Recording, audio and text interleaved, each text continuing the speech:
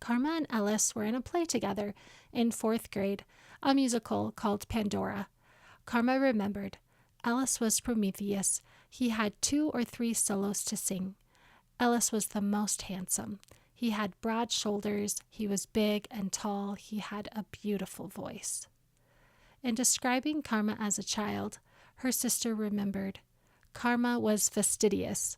Her clothes were perfect. She had perfect hair, long and beautiful. I felt she was brilliant. She got high grades in school, especially in English.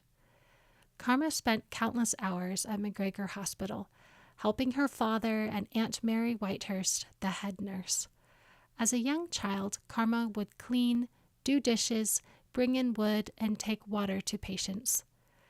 One patient recalled seeing Karma go upstairs to get the newborn babies. One at a time, Karma would wrap up the babies, turn around at the top of the stairs, and ride the banister backwards to the bottom with the baby in her arms. Then she would climb off and take the baby to Aunt Mary for a bath in the warm hospital kitchen. But I guess she had stayed in the hospital with Aunt Mary, slept in her bed, took the babies down on the banister to the kitchen to be bathed. And she had been so good and sweet to her, she was like a second mother. And grandmother was busy. She was a doctor's wife and had 7 children and took care of 2 that weren't hers. And so it was probably helpful for Aunt Mary to help mother. She would tell me stories about how she used to wash dishes when she was young in her father's hospital, and there were way more dishes there than what I had to deal with here. And she'd say that, well, each piece of silverware she took and washed and rinsed it and dried it. She'd imagine they were her dolls, and as she was doing each part of the stuff of washing the dishes, she was putting clothes on them and imagining all the fancy outfits, getting them ready to go to the ball, and that's how she made the work fun. So she was kind of teaching me how to make a job that seemed onerous more interesting. And I realized later that she may not have had many dolls to play with. She did a lot of hard work growing up, so it became a more tender memory to me later when I realized that it wasn't just making the work fun, but it was also imagining things that maybe she wished for as a child. As Karma got older, she would make bandages, clean surgical instruments, and sometimes even assist in the operating room. Karma's spacious childhood home was well suited for the steady stream of friends, family, and boarders who stayed with them. They often hosted large meals and fun gatherings, including an annual Halloween costume party. Every Christmas, they flooded their lawns and invited friends over for ice skating and homemade ice cream. Their basement became an overflow for McGregor Hospital during the flu epidemic of 1918. Karma's mother always planted a garden and loved flowers. She was known as a very skilled seamstress, quilter, cook, and painter. Karma learned many of her creative skills from her mother. Karma grew up with close friends and a tight-knit family who worked, played, spent time outdoors, and often sang and played music together.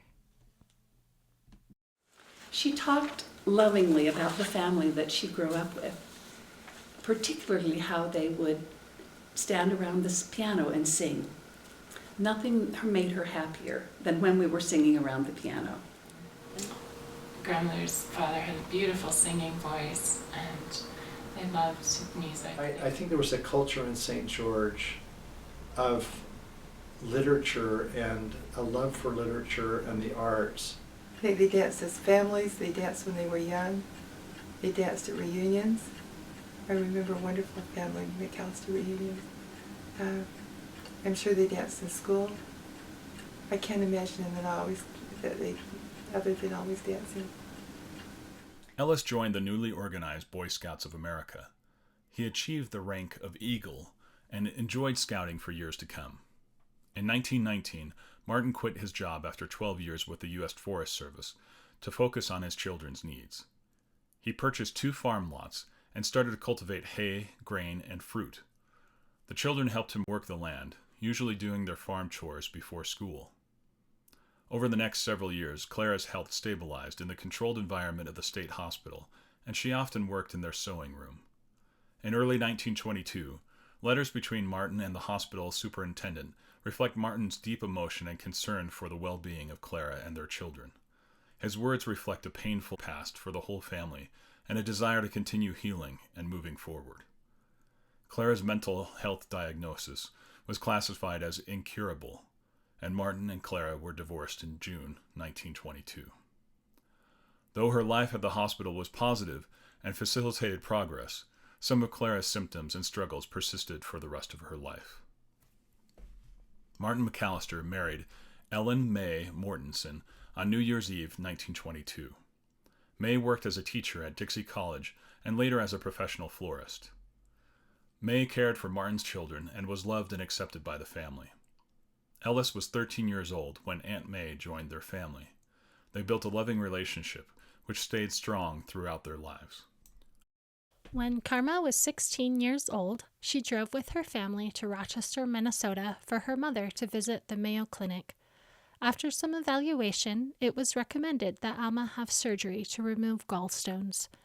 Alma was allergic to morphine and almost died when it was given to her during surgery. Her husband, Dr. McGregor, intervened and saved her life. Tragedy struck Ellis's family when he was 16 years old. His sister Callie, now aged 25, was a school teacher in Orderville, Utah. That November, she contracted pneumonia and passed away only 5 days later. Her death shocked the family and the community. 3 newspapers reported her passing, and 700 people came to her funeral. Callie was described as amiable, dutiful and conscientious, and beloved by everyone who knew her. Callie's relationship with Ellis was critical to his stability growing up. Her positive and competent approach shaped his life at a time of upheaval and heartache at home. Her influence blessed their family immeasurably. Ellis didn't talk much in later years about the pain of losing Callie, but her death affected him deeply.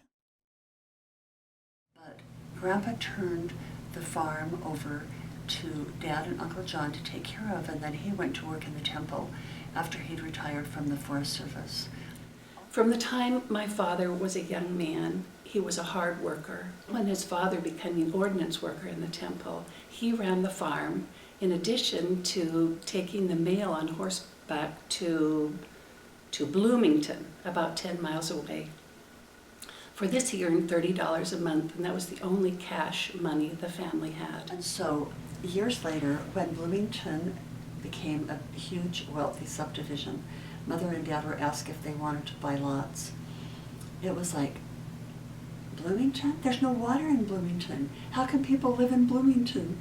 And they were still thinking about the way that it was, in the past. And so they had a lot going on. I remember asking Dad when he was a teenager why he and Uncle John were the ones taking care of the family farm. But his father and grandfather were involved in the city involvement in this, and in the temple, and there wasn't any time to be doing what was doing at home, so they took care of the home. Several years ago, our cousin Don, who is Aunt Wanda's son, was getting older and feeble, and I thought I really need to ask him what he remembers about Dad, because he and his older brother Tony were growing up at the time that Dad and Uncle John were, several years older, and Dad and Uncle John either baptized them or confirmed them. And so I said to Don, tell me what you remember about Dad.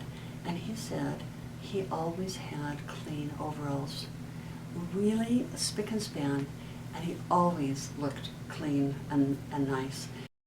Karma and Ellis graduated together from Dixie High School in 1928.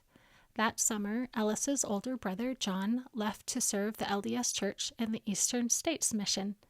Ellis worked while going to school to provide financial support for John. My grandfather, my father's father, had served a mission in the Eastern States, but my father didn't serve a mission, and the reason he didn't is because the oldest son, my Uncle John, served a mission, and my dad supported him. So my dad stayed home and worked, and the money that he made supported my uncle on his mission. He never acted like he felt bad or bitter about. I mean, I think he always wished he'd been able to go on a mission, but he never showed any bitterness to, oh, he got to go and I didn't. He was always very supportive of his siblings. I remember going to Salt Lake to visit his older sister Lila. He always went to visit his mother when she was in the hospital for years and years. Karma and Ellis attended Dixie Junior College from 1928 to 1930. They were both actively involved in academics and activities. Karma served as the Commissioner of Finance and Commissioner of Amusements at Dixie College. She was crowned the 1930 D Queen of the college. Under her photo in the yearbook were the words, "Her paths of kindness are paved with happiness." And when they were at Dixie College, they had wonderful activities. And one of the things that I should tell you, for posterity, if they really want a feeling of what Mother and Dad did when they were growing up, they need to look at the old Dixie yearbooks. At Dixie College, Ellis performed in an opera, lettered as center of the basketball team, and won awards in debate and social service. He served as president of the men's organization, commissioner of debate, and scoutmaster for his ward in St. George. He also taught PE class at St. George Junior High. Mother said that kids would tease her about Dad, and she would say, no, we're just friends.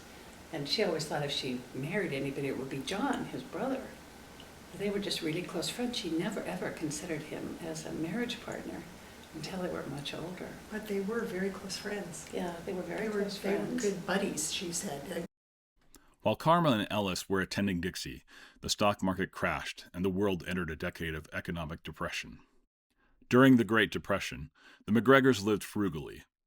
Karma's father was often paid for medical services and food produce, and her mother made sure nothing went to waste.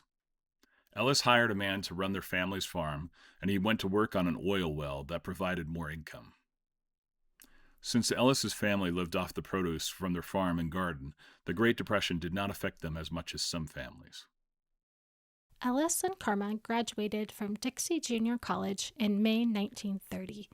A few months later, Ellis started teaching 5th grade in Kanab, Utah. He served as scoutmaster in Kanab and worked summers as a security guard at Zion National Park. His hard work and frugality allowed him to save the $450 needed to get through the next 2 years at the university. During the same time, Karma worked as a clerk for the Dixie Power Company. She saved money to help both herself and her older brothers attend college the following year. In fall 1931, Ellis and his brother John enrolled at BYU and boarded with a local family in Provo. Karma and her mother moved to Baltimore, Maryland, to support Karma's 2 older brothers in medical school. Karma took classes at the University of Baltimore that year, including a fencing class, and spent most of her free time with family. Ellis was engaged in social clubs at BYU and was elected senior class president for the 1932-33 school year. And so they went to school together. They went to Dixie College together. They ended up, Mother went 1 year back to Maryland to school when her grandmother took Uncle Lorenzo and Uncle Alpine to medical school, and Mother went back to school in Baltimore. But other than that 1 year, they were at the Y together. So their schooling was quite a bit together. Then Mother and Aunt Mary came to school at BYU and lived at home, and because there was kind of this local family from St. George, Dad and Uncle John came for dinner on Sunday afternoons and came by to visit a lot and saw the family a lot. Karma and Ellis both completed their studies at BYU in June 1933. Karma graduated with a bachelor's degree in secondary education and minor in English. Ellis got his bachelor's degree in history with a double minor in sociology and political science. Upon graduating from BYU, Ellis wrote in Karma's yearbook, "These years have been the happiest years of my life, and I deem it a pleasure and honor to have enjoyed your friendship throughout them. I wish you every success and happiness life can give in whatever you do, And as we progress in the future, may we be the same close teammates as we have in the past. Karma wrote in Ellis's yearbook, "Kids together at the Little Red Schoolhouse, high school, Dixie, and then BYU. This may be our last college days together, but our friendship is something that will last always.